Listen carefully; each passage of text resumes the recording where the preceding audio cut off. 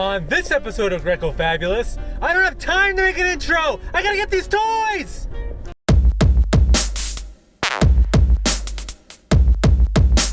Hey everybody, Grecofabulous here, live on the scene. We are in the midst of a climate crisis. We are talking snowfall of biblical proportions.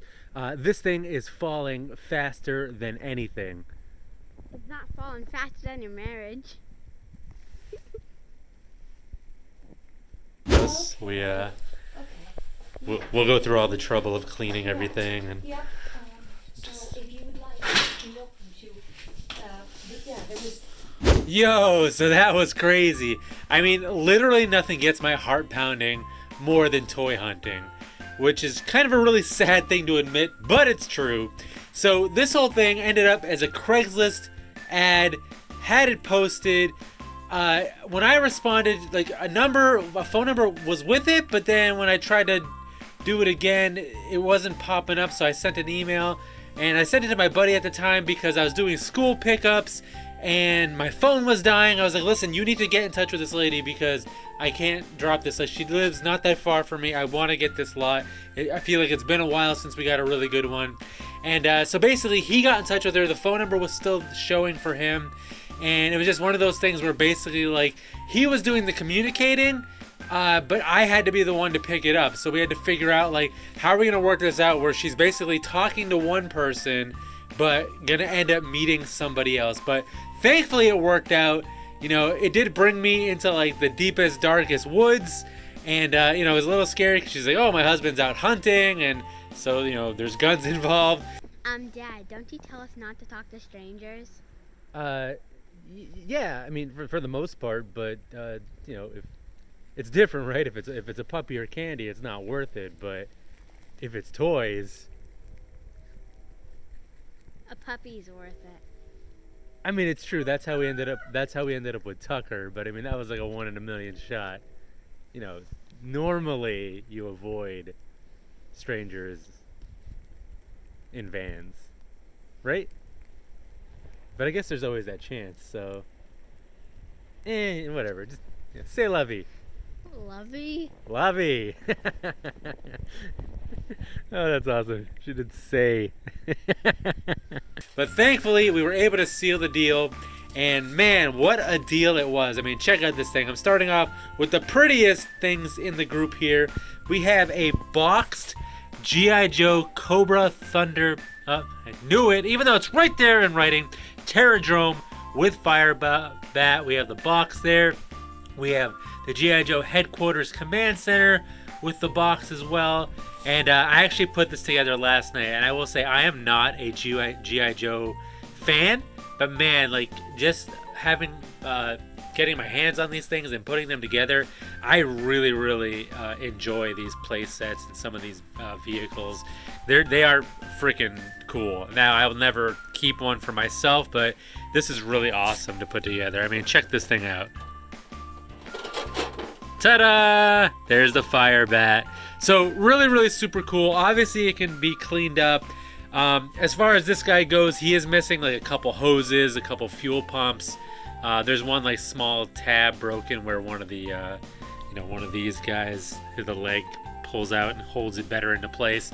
That's missing, and the fire bat's missing like a missile. But otherwise, it's pretty much all there. We'll revisit this. This is a whole box full of figures and accessories, mostly from G.I. Joe, but other lines as well. But let me show you what else came in this lot. So we got a ton of different vehicles, varying levels of completeness. I will say there's a lot missing here, but again, for the price we paid, I am definitely not complaining. I am not going to attempt to name all of these things. Like, that's a moray right there for sure. This is a biggie right here, the Night Force Whaler.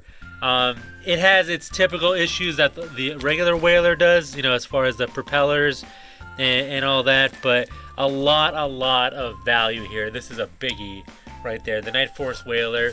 And then I'm just going to scan all these different, pieces and play sets here. There's a ton here, and I'm kind of hoping that basically the story is that these people run like a clean out business or like a house renovating business, and they're basically going room to room in this person's house, and whatever they're pulling out, you know, this is what they're coming away with. So this has like all the blades, as far as I can tell, unbroken.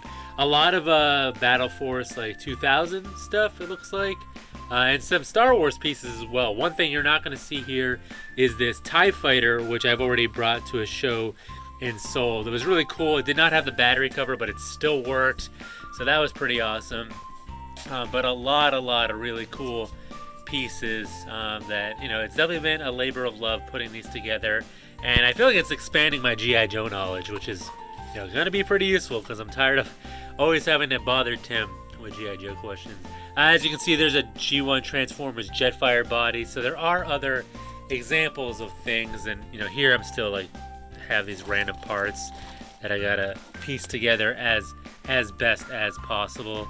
So, you know, doing my best here. There are little breadcrumbs of lines. And I'll show you once we start digging through those figures of other lines in this thing. So I'm hoping that, you know, she's like, hey, she gives me a call back and it's like, hey, we found some more stuff. Why don't you get first dibs at it? But now that I've kind of showed you the bulk of it, let's take a deeper dive at those figures. All right, now here we go. And again, a lot of these are going to be G.I. Joes, but there's other examples of things. So I'm not gonna go through the trouble of, oh, here's a Cops and Crooks guy. We also have Sergeant Mace. This is McBoom Boom or something. We also have Sergeant Mace from there, so that's cool. I don't get a lot of Cops and Crooks stuff, but I'm gonna go ahead and just you know, kind of cycle through these so you get a good idea of what came in this lot. It's everything from complete figures to pieces to accessories. So, you know, there's definitely a lot more out there somewhere potentially than existed before. And there are some cool iconic pieces in here as well. Hopefully we find a good way to put them out there and represent them and complete them, because I know as far as G.I. Joe is concerned, we are not hurting for accessories, so I don't want to put these out prematurely. Oh, there's the Firebat pilot, so we do have him, which is great. So, I mean, there's a lot going on here for G.I. Joe, and like I said, I'm just thankful for this opportunity, because I pretty much had to do it by myself up to this point. So hopefully some of this sticks and I can be more powerful than ever when it comes to my G.I. Joe knowledge. And sorry I didn't lay this out like the other times. I feel like it would go a lot quicker potentially. Here's a really cool one, the Sergeant Slaughter mail-away figure. He does need his you know, some O-rings to put him back together. He's just in pieces. Does not have his little baton, so, you know, he won't be 100% complete, but he is an iconic and very cool figure here. Let's see, I got some random parts that I'm trying to just cycle through. But, I mean, look at this. This is all... She said she found all of these guys, like, in their varying vehicles, and every time they popped open... This actually came in a different lot, now that I remember. She actually popped open a lot of these vehicles and found them in there. So you'll see a lot of different drivers and pilots, and there's a good mix. Not anything super old as far as I can tell. They do seem to be kind of on the newer end when it comes to, you know, which makes sense if they got a lot of those Battle Fortress 2000 kind of things. They do tend to fall into those lines, which, you know, isn't the most exciting thing. But otherwise, just the sheer volume of what's in here is pretty phenomenal. So I was really excited to get a lot of these. This is kind of neat. I think he did a custom paint job there. This is supposed to be a Python Copperhead, and he did his own little paint work, which is kind of neat. It's always fun to see, you know, remnants of how people played with these toys and kind of what they did with them there. So got a couple Bats figures. They're in pieces though. They don't have anything too crazy. So I don't think on their own that any of these figures are like super valuable, but like I said, I mean, I've probably been digging through here for like 3 minutes. I mean, I know exactly how long I've been digging in here because the timer's on my phone. It's not really a mystery. But yeah, there's a lot going on here. So, you know, the question of the day is, how much did we pay? So the ad was asking, and it was a little unclear if she, she was like blah blah blah or best offer, and she's like, well, does that mean, you want more than you're asking, or the first person to meet your asking price is gonna take it all? And the reason why there was some doubt is because her asking price was $150. So thankfully we were first. We got it, even though there is some confusion and deception and a lot of like back and forth and speeding and all kinds of stuff. Because as you can tell, that's why I did it, because all of this for $150 is unbelievable and huge score. This is why I love toy hunting, and it's just so much fun. So now I don't know what to do with this stuff. I've been doing a lot of whatnot sales, obviously, but these are the kind of things where I want to save for a potential toy show coming up, just so we can reinvigorate it the new year. But that's not till March, and it's like, can I really sit on this stuff till March? I'm gonna have to, because this is not something I don't want to sell that guy on whatnot and have to ship it. So anyways, huge score. Let's wrap this thing up on the other side. So for everything that you saw there, the asking price was $150, no more, no less. And obviously I was not going to haggle about that. It was a great price, and she knew it was worth more, again. But they do house cleanouts. They weren't trying to make top dollar on this. They just wanted it gone, and I was happy to oblige. There is a small glimmer of hope that there might be more, because she said as they're going through more rooms in the house that they might find more stuff, and it's pretty much at their disposal to do what they wish. So I'm hoping that they reach out to us directly to kind of finish the job. But who knows? It was I was like trying to make that clear on the way out, but I don't know if it necessarily was. And then of course I have anxiety about, like, again, her reaching out to one person. I don't know. Like, it's just something where, especially when it comes to Craigslist, I didn't want to come out and be like, hey, I'm actually not Tim.